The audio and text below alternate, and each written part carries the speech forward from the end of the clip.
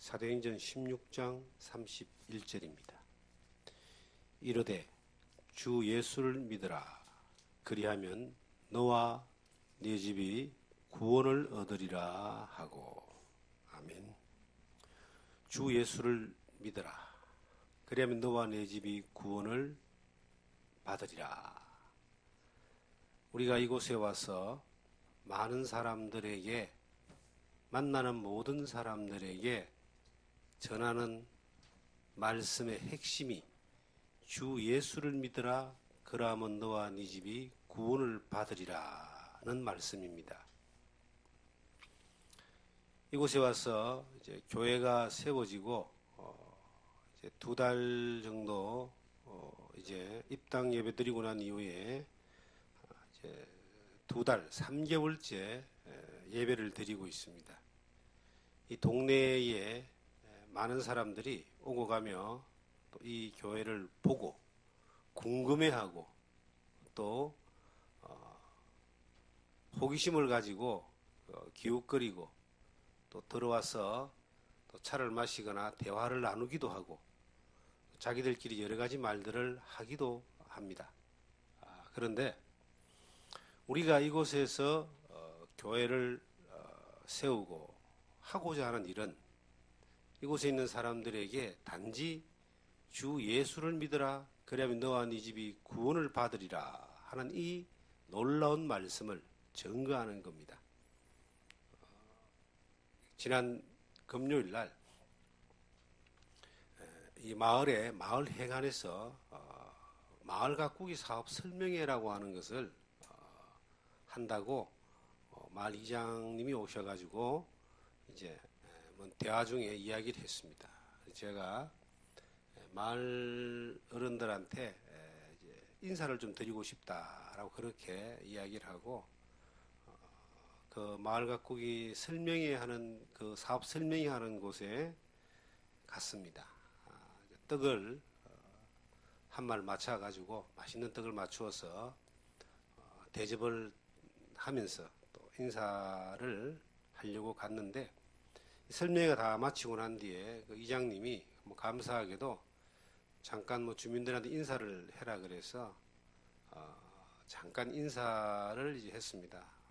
길게는 하지 않고 더불어 행복하기를 원한다는 이 정도의 인사를 드렸는데 마치고 나서 여러분들이 이렇게 이제 개인적으로 잠깐 인사를 하는데 이미 저희하고 알고 계신 분들 또 일면식이 계신 분들 또 전혀 모르는 분들 마을이 여기가 우리가 속해 있는 이 마을은 참 적은데요.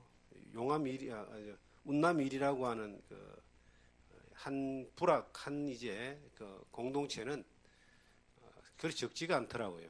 마을이 한 4개, 5개 정도로 나눠져가 있고 토탈 한 7, 80명 정도의 주민들이 살고 대부분 이제 연세가 좀 있으신 분들, 토착민들, 그리고 외부에서 들어와서 이제 귀농하고 전원생을 하시는 분들, 기촌하신 분들, 이런 분들이 이렇게 형성이 되어져 있는 것 같습니다. 그분들을 이렇게 만나면서 그분들이 여러 가지 질문도 하고 또 놀러 오겠다, 또 다녀가겠다 이런 이야기들을 하시는데 제가 이런 생각을 해봤습니다.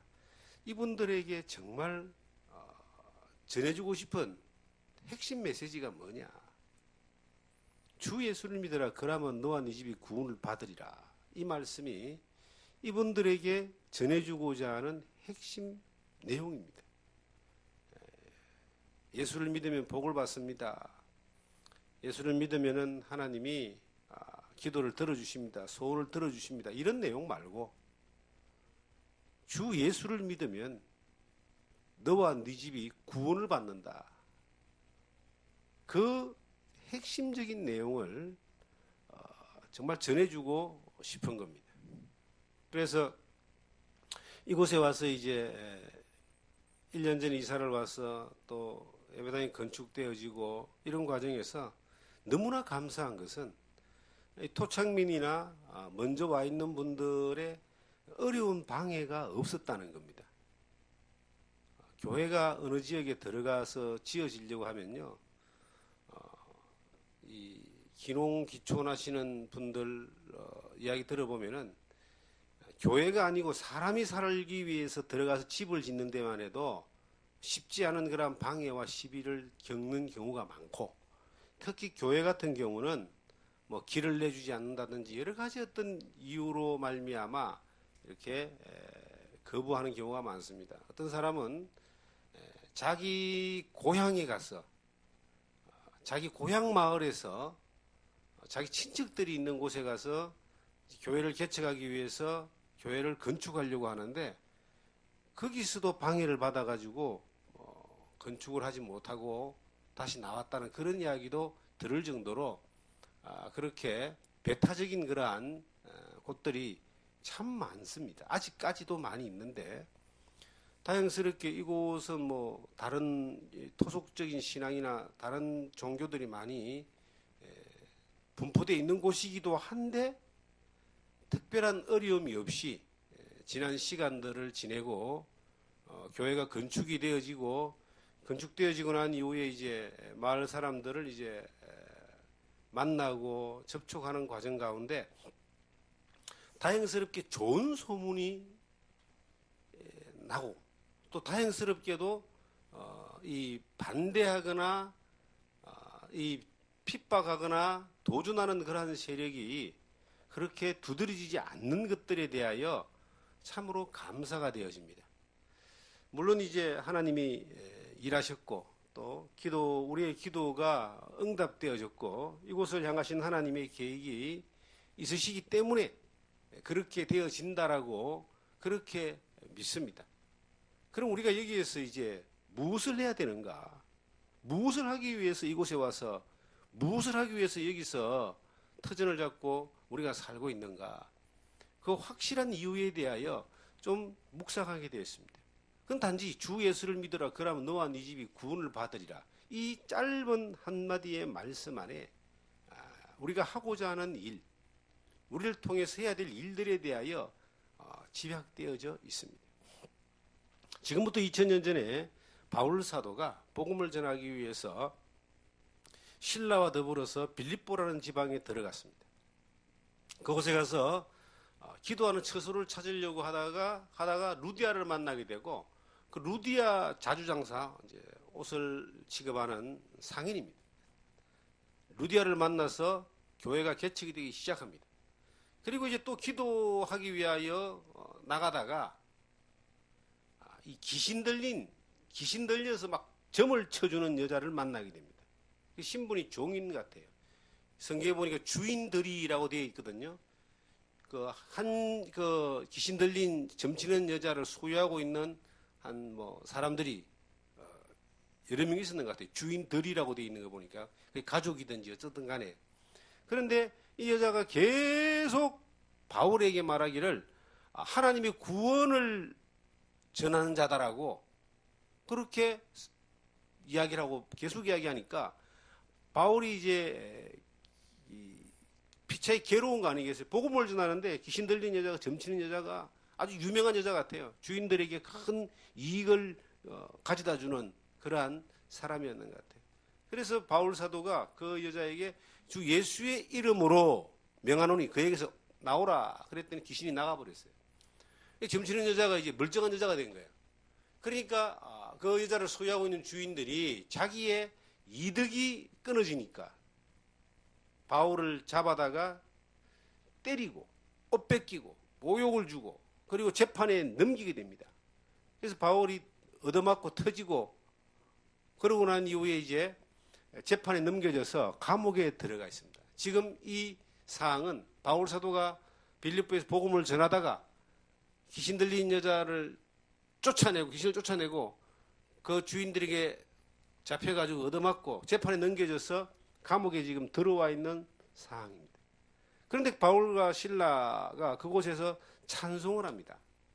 얻어맞고 터지고 위험한 상황 가운데서도 찬송을 하는데 거기서 이제 옥문이 흔들리고 열려버려서 그 감옥에 있는 모든 사람들이 다 이 착고까지 채워져 있었는데, 쇠사슬이죠. 이거까지 다 열려가지고 그냥 도망 나갈 수 있는 그러한 환경이 되었습니다. 간수가 깜짝 놀라서 아이고 이제 내가 죽었구나 하고 자기가 스스로 자결을 하려고 하는데 바울 사도가 말합니다. 네 몸을 해하지 마라. 그 내용이 이제 이 사도행전 16장의 본문의 배경입니다. 간수가 등불을 들고 달려와서 뛰어들어가 무서워 떨며 바울과 실라 앞에 엎드리고 그들을 데리고 나가 이르되 선생들이여 내가 어떻게 하여야 구원을 얻으리까? 어떻게 하여야 구원을 받으리까? 라고 간수가 지금 놀란 가운데, 놀라운 기적을 보는 가운데 자기가 엄청난 죽음 앞에서 그 생명을 살리는 그러한 놀라운 일들이 일어난 그 현장에서 바울에게 어떻게 하여 구원을 받으리까라고 물어보는 거예요. 그때 이제 바울 사도가 주 예수를 믿어라. 그러면 너와 네 집이 구원을 받으리라.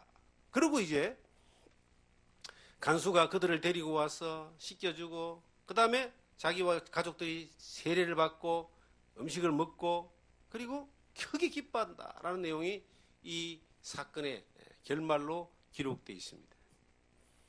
우리가 이 말씀을 보면서 저는 이러한 놀라운 역사는 2000년 전에만 있은 것이 아니라 2000년 동안 일어났던 일들입니다. 2000년 동안 복음이 전해지는 모든 그 현장에서 하나님이 여러 방면으로 역사를 나타내고 기적을 나타내는 가운데 복음의 역사로 많은 사람을 살리고 구원하는 일들을 이루어 가셨는데 거기에는 항상 중심에 가장 중요한 하나가 있었습니다. 누구를 믿을 것인가? 어떻게 믿을 것인가? 무엇을 믿을 것인가? 왜 믿을 것인가? 그리고 믿음의 결과가 뭐냐? 믿음의 결과는 구원을 받는 겁니다. 영혼이 구원받는 겁니다. 믿음의 결과가 우리가 믿음의 과정 가운데 여러 가지 어떤 기적을 경험하고 능력을 경험하고 우리의 삶 가운데 하나님의 도우심을 경험하고 이런 많은 것들을 우리는 삶 가운데 경험할 수 있지만 베드로전서 1장에 보시면 믿음의 결국 꼭 영혼의 구원을 받음이라. 베드로전서 1장 9절의 말씀인데 믿음의 결국 곧 영혼의 구원을 받음이라. 믿음의 결론도 영혼이 구원받는 것이고 믿음의 결과도 구원받는 것이고 믿음의 목적도 구원받는 겁니다. 사람들이 구원이다라고 하는 말을 참 많이 써요. 어려운 가운데서 자기가 건짐을 받으면 그것을 구원이다 그럽니다. 그것이 물질이든 아니면 건강이든 어떤 여러 가지 환경이든 생명의 위협을 느끼는 사건이든 사고든 누군가의 도움에 의해서 자기가 어떤 어려움 가운데 절망적인 상황 가운데서 건짐을 받고 해방을 받았을 때 그것을 구원받았다라고 이야기합니다. 그런데 이 성경은 가장 중요한 건 죄에서 구원받는 겁니다. 이 세상의 모든 사람들이 자기가 죄인이라고 하는 사실에 대하여 본능적으로 인식을 하고 있지만 이 죄에 대해서 어떻게 해결할 것인가에 대해서는 이것이 막연하기만 하고 멀리 있는 것 같고 그리고 자꾸 뒤로 미루다 보니까 인생 다 지나와서 죽음의 기로에 있었을 때 찾아봐도 해답을 못 얻고 가는 사람들이 많고 다행히 정말 하나님의 은혜가 임해서 그 죄 가운데서 구원받음으로 말미암아 하나님과 올바른 관계를 맺고 그 은혜 가운데 살아가는 사람들이 있는데 그들은 정말 복 있는 사람들입니다. 그들을 두고 그리스도인 혹은 성도들이다라고 그렇게 말하고 있습니다. 지금 이제 이곳에 와서 무엇을 할 것인가를 우리는 고민합니다. 그들에게 예수 그리스도로 말미암아 구원받는 바울 사도가 빌립보 간수에게 말했듯이 주 예수를 믿으라. 그러면 너와 네 집이 구원을 받으리라 했던 그 핵심적인 진리의 복음을 전하기 위해서 이곳에 와 있는데 그것이 그냥 전해지는 것이 아니라 어떤 하나님의 섭리와 어떤 사건들을 통해서 전해졌다라고 하는 겁니다. 하나님의 섭리와 그 사건이 과연 뭐냐는 거죠.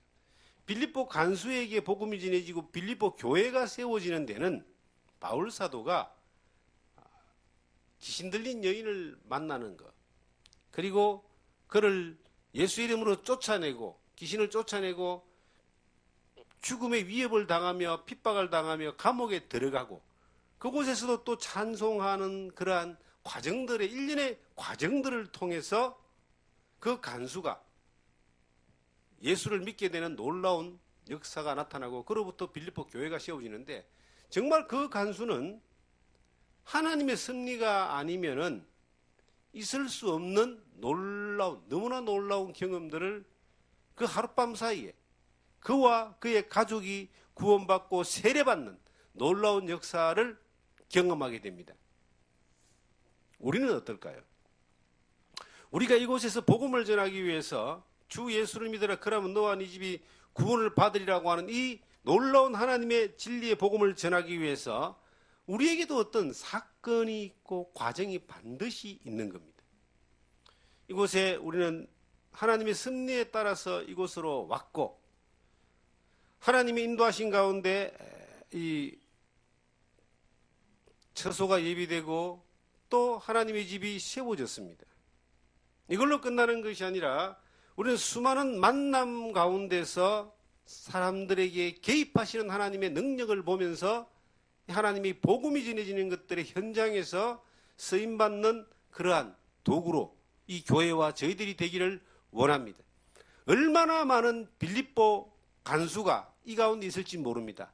얼마나 많은 귀신 들린 여자가 여기서 있는지 모릅니다. 얼마나 많은 귀신 들린 여자의 주인들, 자기의 이권에 따라 움직이는 사람들이 이곳에 있는지 모릅니다. 아마 있을 겁니다. 여러 모양으로 여러 모습으로 있을 겁니다. 그런데 우리가 그들을 향하여 나갈 수 있는 단 하나의 힘이 뭐냐? 주 예수의 힘입니다. 저는 이 성경을 보면서 바울 사도가 계속 말하니 주 예수의 이름으로 귀신을 쫓아내고 주 예수를 믿으라 그러고 주 예수의 이름으로 세례를 주고 주 예수의 이름으로 계속 그런 내용들이 이 본문의 말씀 전체 배경에 설명되어 있는 것들을 보면서 적대적인 그 세력과 방해하는 세력과 귀신의 세력을 이기는 것도 주 예수의 이름이고 그들을 구원하는 것도 주 예수의 이름이고 그들을 인도하는 것도 주 예수의 이름이고 그들을 통해서 하나님의 영광을 나타내기 위하여 하는 모든 행위들이 주 예수의 이름으로 되어졌을 때에 하나님이 영광 받으시는 것뿐만 아니라 그 정말 사람을 살리는 놀라운 역사들을 보게 되는 겁니다. 이곳에 와서 우리가 하고자 하는 것은 여기가 우리의 선교지입니다. 많은 사람들은 선교를 하기 위해서 인도를 가고 아프리카를 가고 필리핀을 가고 물론 우리도 선교를 할 수 있으면 해야 되고 보낼 수 있으면 보내야 됩니다. 땅끝까지 이르러 복음을 전해야 되기 때문에. 그런데 저는 하나님이 이곳에 선교지로 저를 보내셨다라고 그렇게 믿습니다. 강원도 땅에 1988년도에 복음을 전하기 위해서 하나님 앞에 서원을 했습니다. 그리고 여러 모양으로 하나님이 이끄셔서 여기까지 왔습니다. 여기는 강원도 원주의 끝자락에 지금 지도상으로 있는 곳에 하나님이 처소를 허락하셔서 우리가 예배를 드리고 또 복음을 전하는 그러한 처소로 준비를 하고 있습니다.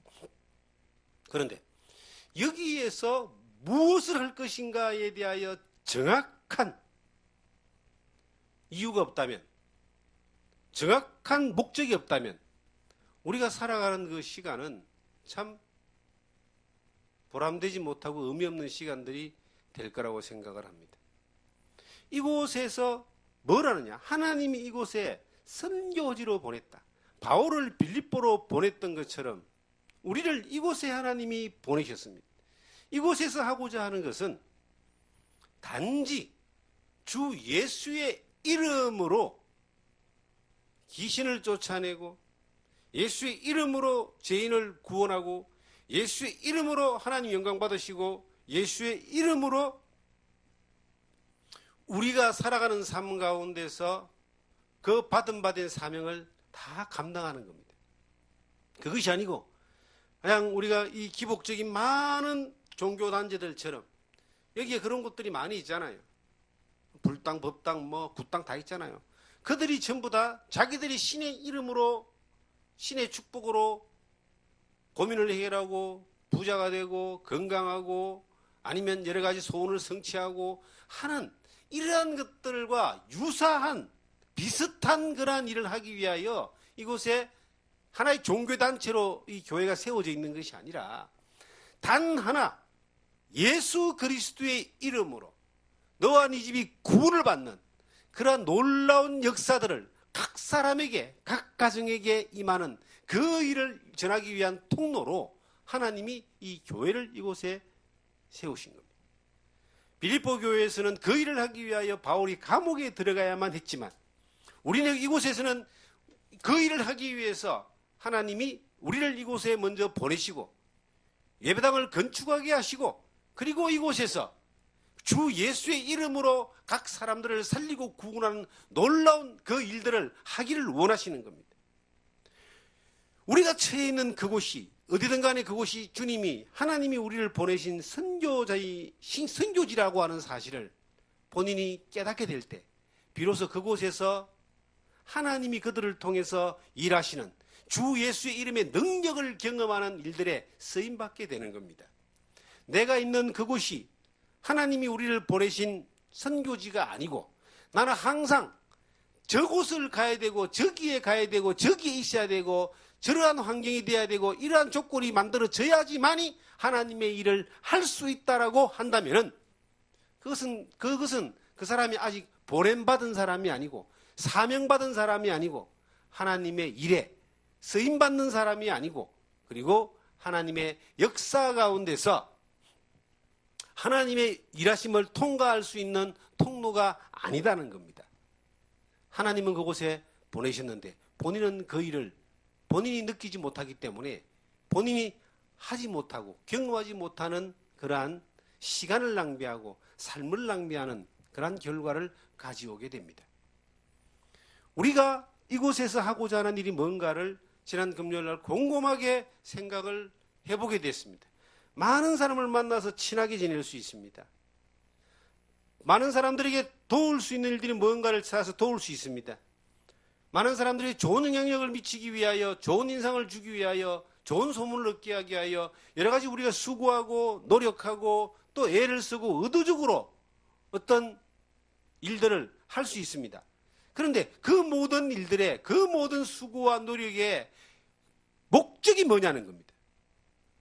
목적이 이 교회가 좋은 교회다 하는 이야기를 듣기 위한 것이 아니라 목적은 그들에게 주 예수를 믿으라 그러면 너와 네 집이 구원을 받으리라고 하는 그 복음을 생명을 살리는 하나님의 뜻을 전하는 이것이 우리가 이 땅에서 지금 이곳에서 하고자 하는 일의 핵심적인 것이다 라고 하는 것을 다시 한번 전열을 가다듬고 다시 한번 마음을 다잡는 그러한 시간이 되었습니다. 이전에 도시에서 복음을 전하고 또 보다 많은 사람들에게 복음을 전할 때는 사람들이 만나지는 사람들이 1년에 한 번 만나고 한 번 스쳐 지나가면 끝나는 정도의 그런 만남, 개인적으로 부딪히는 그런 삶의 공간이 없습니다. 그런데 이곳은 장소도 오픈되어 있고 지역도 좁고 계속 생활 가운데 만나져야 되는 이점이 있습니다. 사람을 친밀하게 자주 접촉할 수 있는 그러한 이웃이 있는 곳이긴 한데 반면에 많은 부분들이 노출되어져 있는 그러한 곳이기도 합니다. 그러니까 더 주 예수의 도우심이 없다면 하나님의 능력이 없다면 우리가 각 사람을 주님 앞으로 인도한다라고 하는 것이 참 어렵습니다. 하나님의 일은 하나님이 하신다고 믿습니다.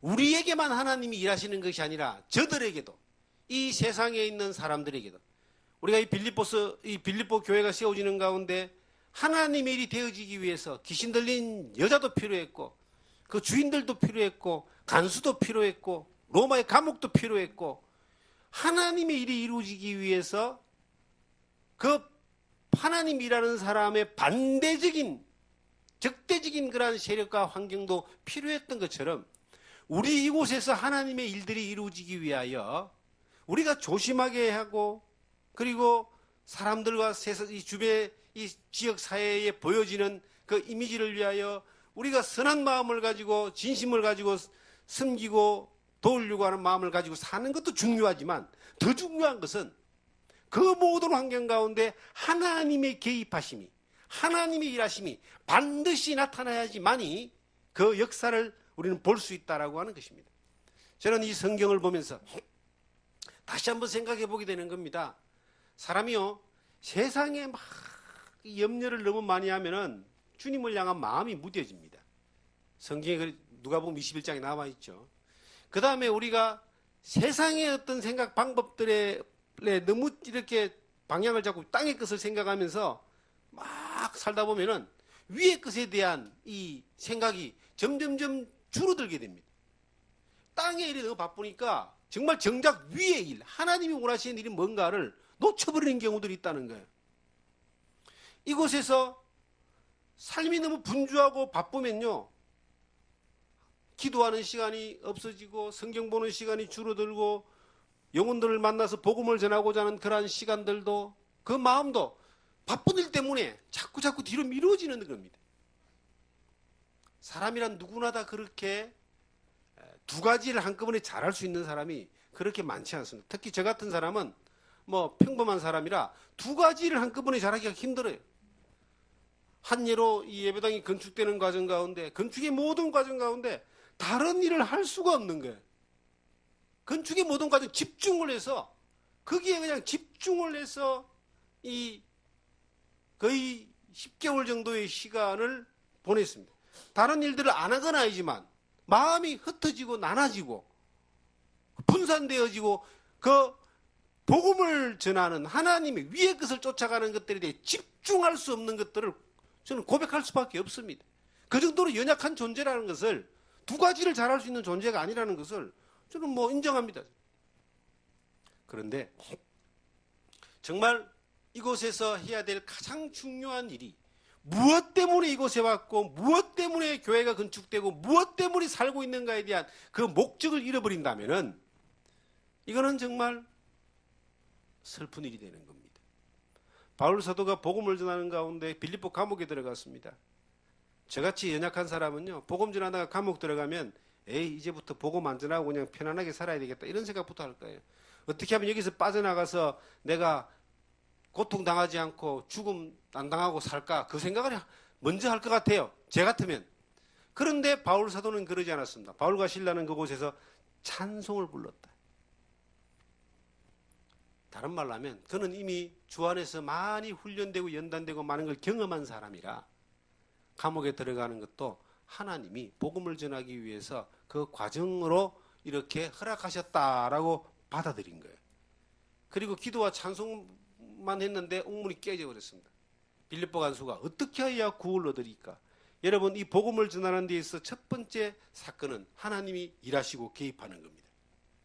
두 번째는 그 대상이 내가 어떻게 하면 구원을 받겠습니까? 라고 나오는 겁니다. 이 말은 뭐냐면 자기의 상태를 하나님 앞에 먼저 발견하는 겁니다. 병원에 가면요, 아픈 사람이 병원에 가지 멀쩡한 사람이 병원 가는 사람은 없습니다. 안 아파도 병원 가는 사람은 없어요. 하도 그래서 우리나라가 이제 의료보험 제도를 가지고 1년에 한 번씩 병원 검진을 그냥 받도록 권하잖아요. 나이가 40세 이상인가 되면은 그렇게 권합니다. 암이나 성인병이 워낙 많이 일어나기 때문에 그렇습니다. 그런데 잘 안 갑니다. 왜? 안 아프니까. 그런데 아픈 사람은 아파서 자기가 견딜 수 없을 만큼 고통스러우면 저 병을 낫기 위해서 병원에 가잖아요. 하나님 앞에 나오는 사람들도 자기가 하나님 앞에 어떤 문제를 발견하는 사람, 정말 하나님의 도우심으로 그 문제를 발견하는 사람이 하나님 앞에 나오는데 죄를 발견하는 사람입니다. 주 예수를 믿어라. 그러면 너와 네 집이 구원을 얻으리라. 때가 찼고 하나님의 나라가 가까웠으니 회개하고 복음을 믿어라. 회개하고. 회개는 아픈 사람이 병원으로 가는 것과 같습니다. 내가 하나님 앞에 죄를 깨닫고 하나님 앞에 지옥 갈 수밖에 없는 죄에서 좀 해결해 주세요. 구원해 주세요. 하나님 도와주세요. 라고 나오는 것이 회개입니다. 이 빌립보 간수는 그렇게 나와왔습니다. 저는 그런 역사를 기대해 보는 겁니다.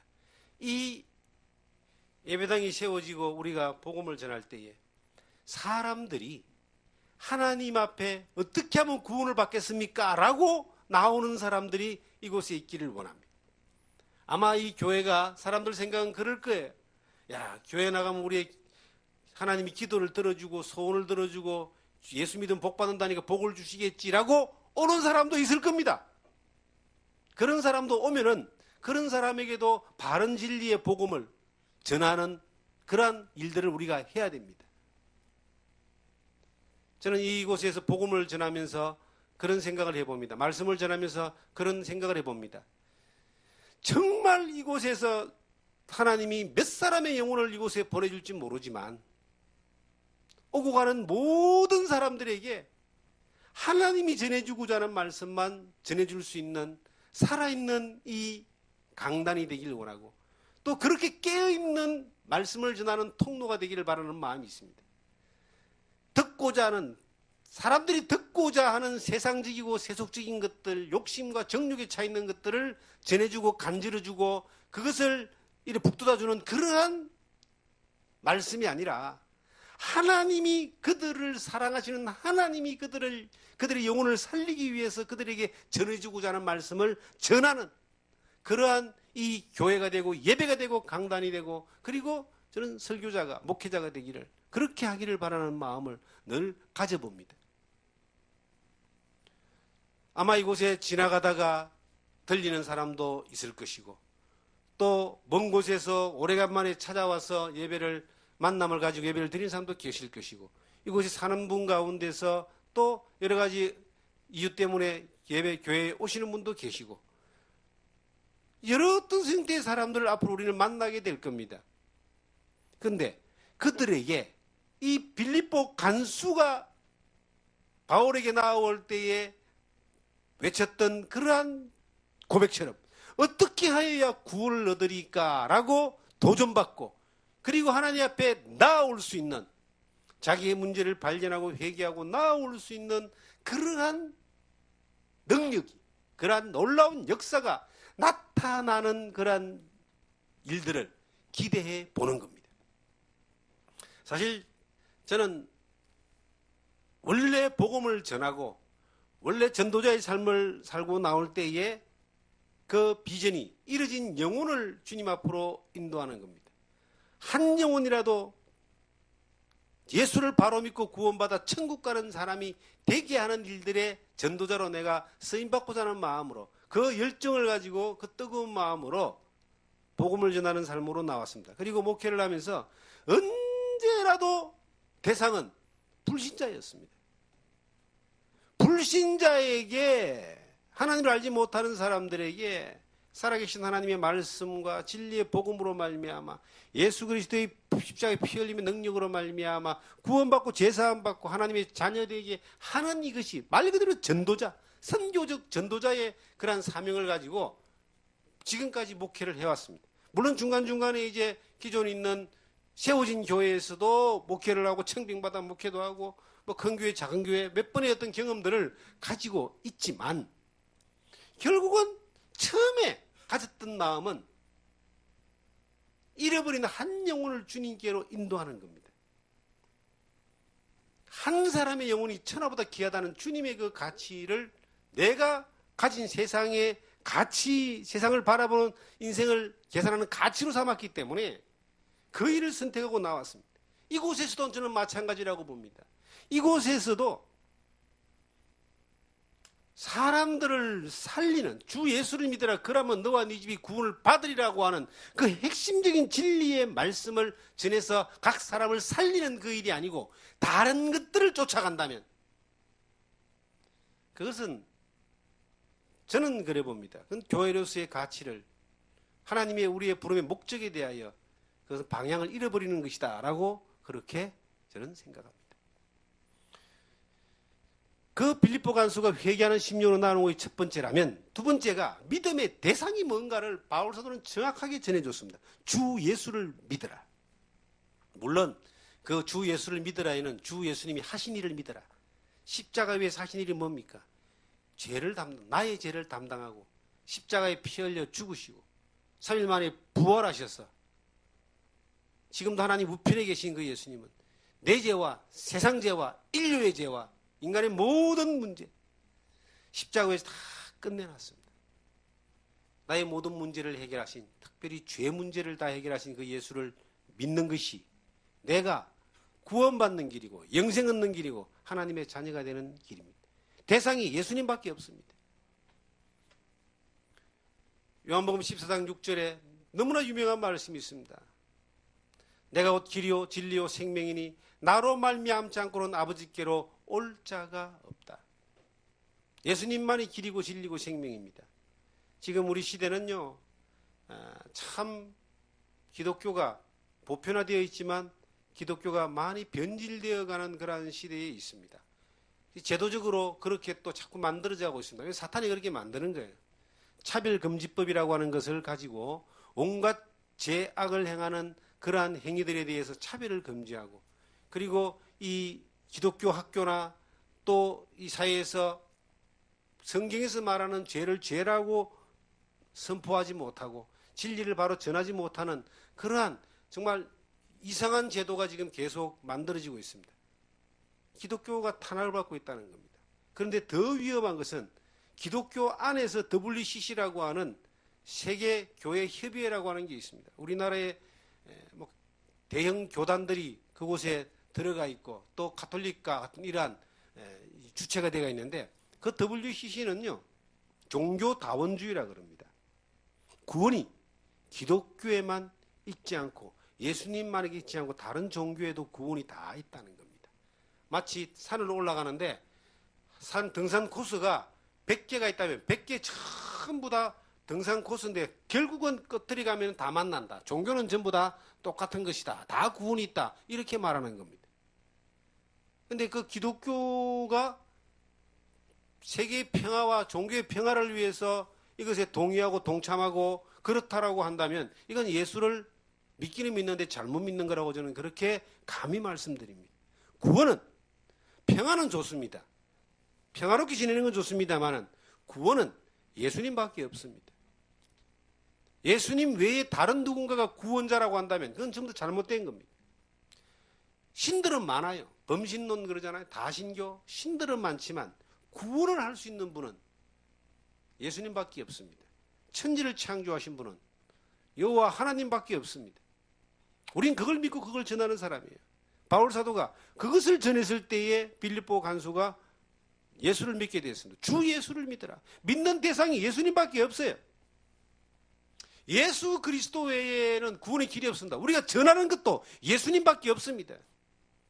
저는 예수님을 잘 믿는 목회자이길 원하고, 예수님을 잘 전하는 목회자이길 원하고, 예수님만 전하는 목회자로, 전도자로 그렇게 지금까지 걸어왔던 것처럼 그렇게 가고 싶어요. 그 중간에 뭔가 다른 게 들어와 가지고 자리 잡는 것을 결코 용납할 수가 없는 겁니다. 전하는 대상이 누구냐? 예수 그리스도다. 내용이 뭡니까? 전하는 내용이 예수님이 나를 위해서 무슨 일을 하셨는가가 우리가 전하는 내용입니다. 뭘 하셨어요?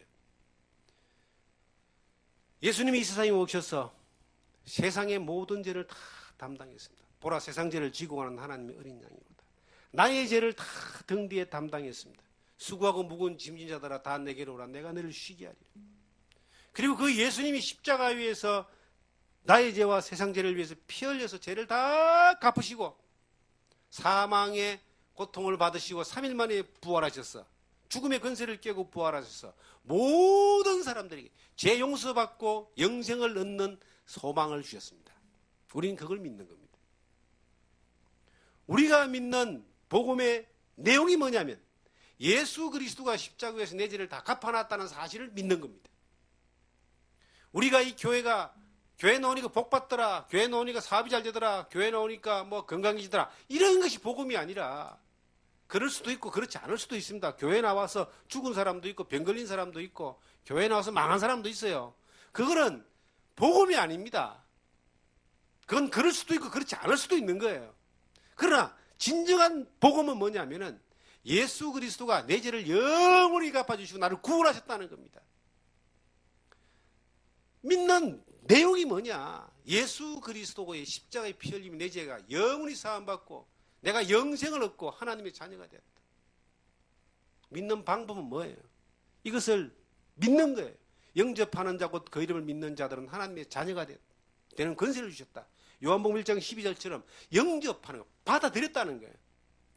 너무나 유명한 하나님의 말씀이 있잖아. 요한복음 3장 16절에 하나님이 세상을 이처럼 사랑하사 독생자를 주셨으니 이는 저를 믿는 자마다 영생을 얻어. 믿는 자. 예수가 나를 위해서 내 죄를 위해서 십자가에 피 흘리시고 내 죄를 갚아놨다는 사실을 단지 믿었다는 거예요. 단지 영접했다는 겁니다. 단지 받아들였다는 겁니다. 이것만으로 내가 하나님의 자녀가 된 겁니다. 이것만으로 내가 죄 사함받고 구원받고 거듭남을 입은 영생을 얻은 하나님의 자녀가 되는 겁니다. 이것이 믿는 내용이에요. 어떤 방법으로 믿느냐? 어떤 방법으로 그러면? 우리에게는 절대적인 방법이 있습니다. 성경입니다. 물론 하나님 특별하게 개입하셔서 기적을 나타내시고 어떤 이적을 보여주시고 옥문도 깨뜨리고 죽은 자도 살리고 이런 일들이 하나님이 하실 수 있지만 우리 시대에는 하나님이 성경을 주셨어요. 너희가 거듭난 것이 썩어질 시로 되지 않고 썩지 아니할 시로 되었으니 하나님의 살아있고 항상 있는 말씀으로 되었다. 이 말씀을 통해서 이 성경을 통해서 거듭나는 진리의 말씀으로 너희를 낳았다라고 했던 것처럼 이 하나님의 말씀이라고 하는 절대적인 진리를 통해서 하나님이 우리를 구원하시고 우리가 하나님을 바로 믿는 믿음 가운데 살고 그 약속, 진리의 말씀의 약속을 따라서 우리가 살고 기도하고 구할 때에 하나님이 역사하시고 개입하시고 일하심을 우리가 경험하게 되는 겁니다. 성경이 있다라고 하는 것은 우리 시대에 너무나 다행스러운 겁니다. 정말 성경이 없었다면은 성경이 없고 사람 말로만 전해졌다면은 이거는 참 큰일 날 일입니다. 별의별 종교가 아마 다 나오고 별의별 까지의 이래 믿음의 방법들을 제시하는 일들이 많이 나왔을 겁니다. 지금 성경이 있는데도 그나마 있는데도 나름대로 자기들이 막 해석을 나름대로 해가지고 이상하게 풀어가는 사람들이 많은데 성경이 없었다면 어떻게 되겠습니까? 다행스러운 건 하나님이 우리에게 성경을 주셨습니다. 진리의 말씀을 주셨습니다. 유대인들을 통해서 성경을 기록하게 하고 그리고 초대교회부터 모든 역사가 성령의 도우심으로 인도하심으로 기록하게 하고 이것이 보존되어져 가지고 우리 시대에까지 이렇게 성경 하나님 말씀으로 읽혀지는 이것은 이 성경이라는 것을 통하여 하나님을 바로 믿는 믿음 가운데 나아갈 수 있도록 하나님이 은혜를 베풀어 주시고 역사하신 겁니다. 그러니까 성경을 많이 묵상해야 되고 성경을 통해서 하나님의 음성을 들어야 되고 성경을 따라서 우리의 삶을 늘 맞추어서 결단하고 절제하고 순종하고 따라가는 그러한 일들을 해야 되는 겁니다. 예수를 믿는 사람들이요, 믿음의 결과가 영원히 구원받는 겁니다. 이 땅에서도 하나님의 자녀로 사는 거지만 이 땅이 어느 날 끝나고 나면은 영원한 하나님의 나라에서 영원한 천국에서 하나님의 그 품 안에서 영원한 영생을 누리며 기쁨을 누리며 살게 될 겁니다. 그런데 이 성경은 우리에게 주 예수를 믿는 사람들에게 또 하나를 말하고 있습니다.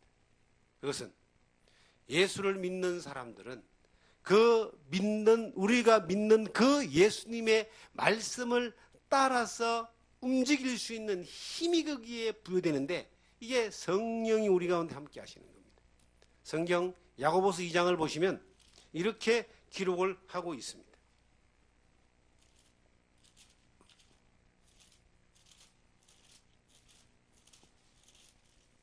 야고보서 2장 찾으셨으면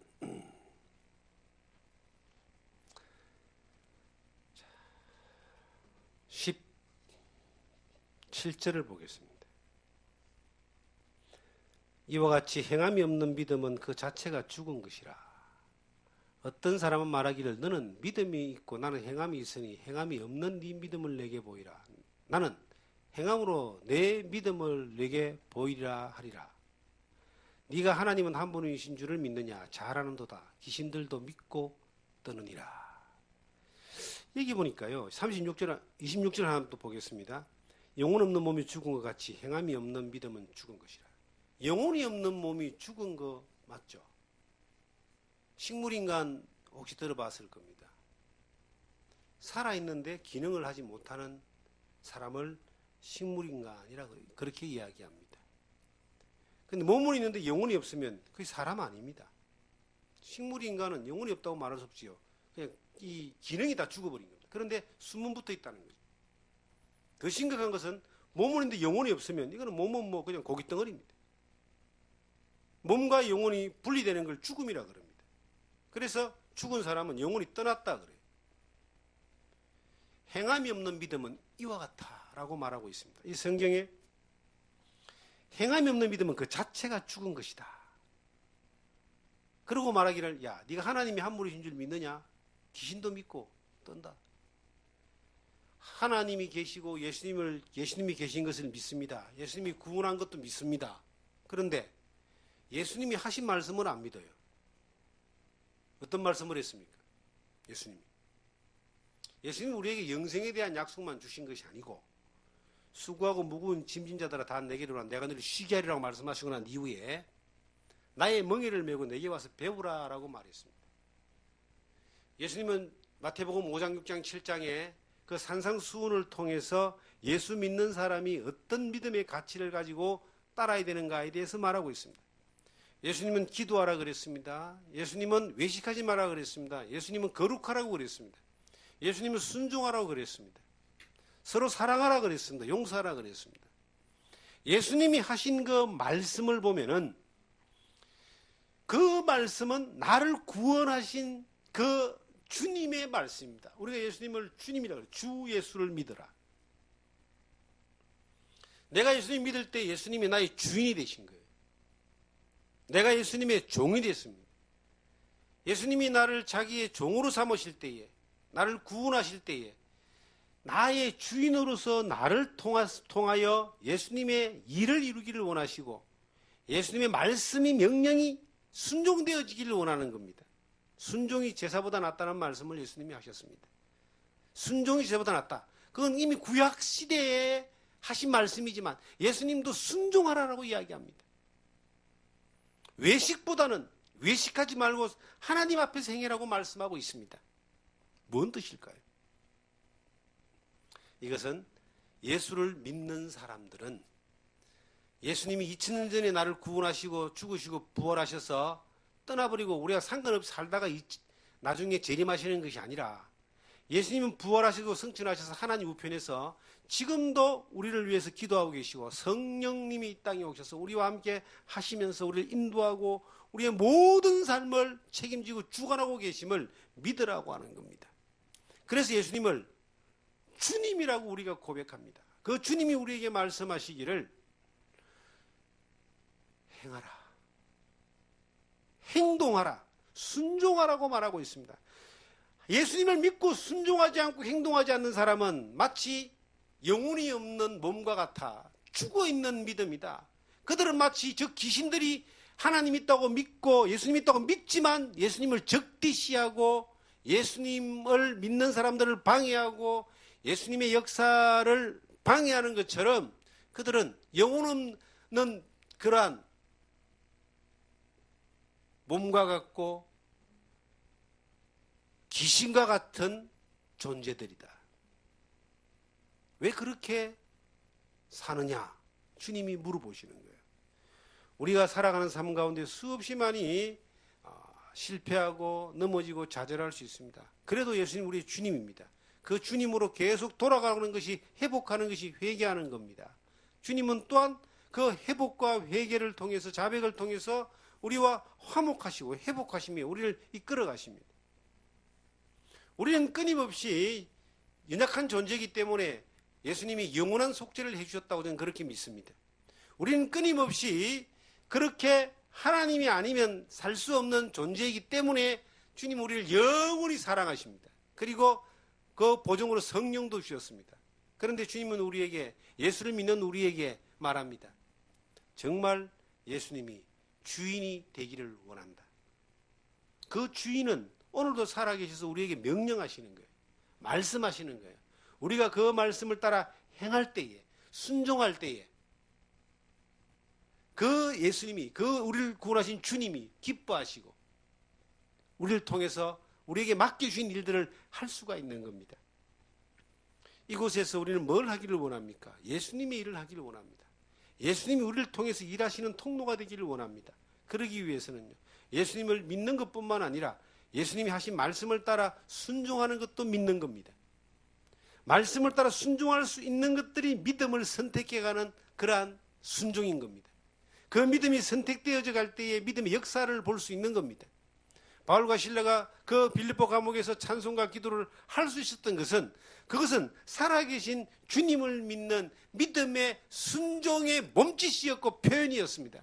그 믿음의 순종이었고 몸짓이었고 표현이 그렇게 나타났을 때에 감옥이 깨졌습니다. 놀라운 역사가 나타났습니다. 그렇게 단시간에, 그렇게 순식간에 놀라운 일들이 벌어지고 빌립보 감옥이 깨지고 빌립보 교회가 세워졌던 것처럼 우리에게는 그렇게 하루아침에 놀랄 일들이 일어나지 않는다 할지라도 우리가 이 살아가는 삶의 시간의 여정 가운데서 끊임없이 그렇게 그러한 놀라운 하나님의 역사를 볼 수 있고 그 하나님의 역사가 나타날 수 있는 통로로 우리가 사용될 수 있기 위해서는 우리에게 뭐가 필요하냐? 여러분과 저에게 뭐가 필요합니까? 순종. 그 살아있는 말씀에 대한 행함. 행함이 있는 믿음이 필요한 겁니다. 말씀하시면 움직이는 믿음이 필요한 겁니다. 우리가 신앙생활 하는 것이 뭐 좀 불편한 것을 요즘은 사람들은 싫어하는데 불편을 이겨내고 견뎌내고 불편을 믿음의 순종으로 행함으로 그렇게 나아가서 그 행함을 통하여 기뻐하시는 주님을 경험하는, 그리고 역사는 하나님의 이 복음의 역사를 경험하는 현장에서 살아가는 여러분과 저가 되기를 주님의 이름으로 축원합니다. 기도드리겠습니다.